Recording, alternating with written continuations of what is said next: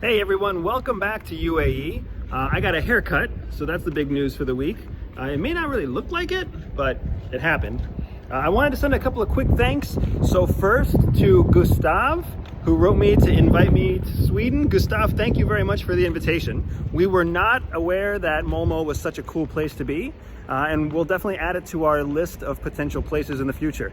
It is sad that Sweden has their borders closed right now, so we're not going to be able to make it anytime soon, but that seems to be a problem that we're running into with many places.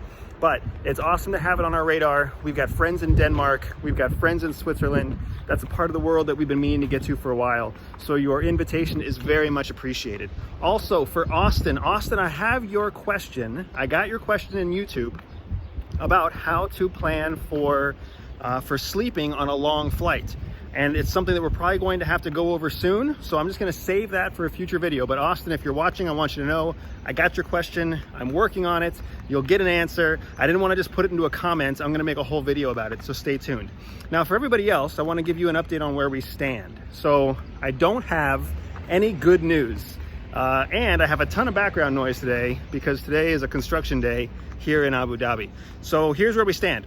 We had everything kind of locked up to go to Armenia. We were super excited.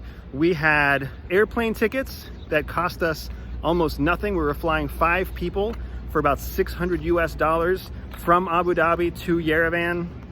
We had gotten in contact with a property owner through Airbnb, and we had negotiated a long-term rental from him and his Airbnb for 50% off the regular price. So we were going to basically have a 3-bedroom, 2-bathroom, beautiful place in downtown Yerevan in Armenia for just about $1,000 a month, which is awesome. That's a great rate for a 3-bedroom, 2-bath anywhere in the world, but especially in a place like Yerevan where it's really hard to come by nice rental properties. We were super excited. And then Armenia extended their state of emergency. So they had a spike in COVID-19 cases. They didn't have a clear path for exactly how they wanted to handle that spike. Historically, they have not had a major issue with coronavirus in Armenia, but nevertheless, this is part of what we talked about on our video last time, where we were exploring how it's been very difficult to predict how countries will react, how country governments will react. So they ended up shutting the borders down in Armenia to anybody who isn't an Armenian citizen or who doesn't have permanent Armenian residency. So that put a big hiccup in our plans to go to Armenia, even though we were able to capitalize on super inexpensive tickets and fantastic lodging options for not a lot of money. Well, let me get you away here from all of the construction so we don't have to hear that in the background. But yeah, so that kind of took us back to the drawing board. Now, right away, our fallback plan was to go to Georgia. Georgia is a country that sits on the border with Armenia, but Georgia also decided to shut down its borders and will not even consider opening borders to non-Georgian citizens until the 1st of July, which is a problem for us because we have to be out of our apartment by then here in UAE. So the best case scenario for all of our top choices now has essentially dried up. So what does that mean for us? Well, first, it means that we are fully falling on plan B contingency right now. And our plan B contingency was to send our nanny to one country where she's allowed to go and send ourselves to a separate country where we're allowed to go. So for sure, our nanny is going to be going back to the Philippines. We purchased her ticket, we've got it all set up. It is extremely sad. I'll probably have a video about it in the future, what it's like to separate such a good caregiver from children that she has helped raise for the last year. Because our son, who's 7, and our daughter, who will be 3, have basically spent their last year with essentially 3 parents. My wife and I, who spend a good chunk of our time taking care of ourselves, taking care of the business, and then we help raise our kids through homeschooling. But then the other big chunk of their time is spent with a nanny. So that's been a really emotional experience for everybody in the family. And I'll be sure to share more about that in the future.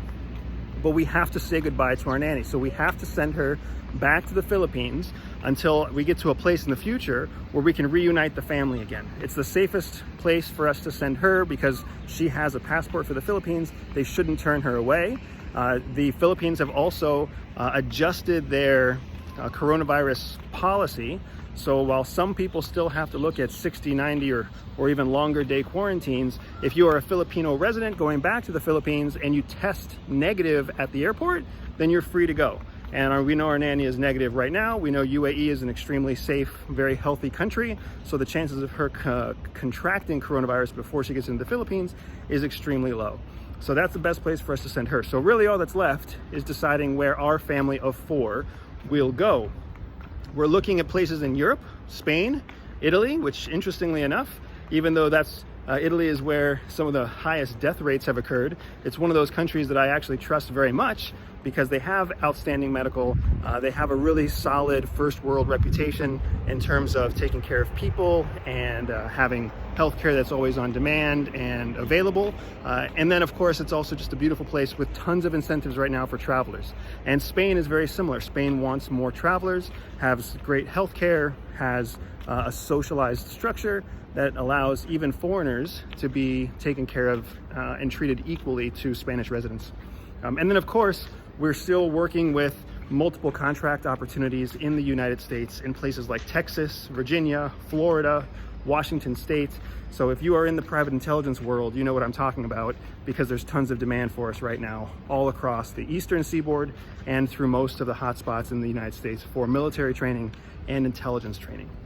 So we have to find out where we're going next. We know that our stuff is already gone. We know that our stuff is going to find its way back to the United States on its own schedule, on a nice boat sometime in the next 7 to 9 weeks. But we just got to figure out where we're going to live.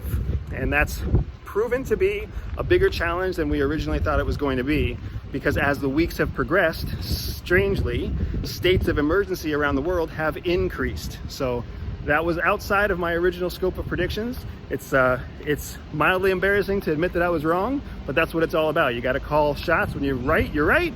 When you're wrong, you're wrong. So on this one, it looks like I was vastly under predicting what countries around the world would look like when it came time for them to deal with second or third increases in the coronavirus population. So that's what I have for now. More to come in the future. And thanks very much for tuning in. See ya.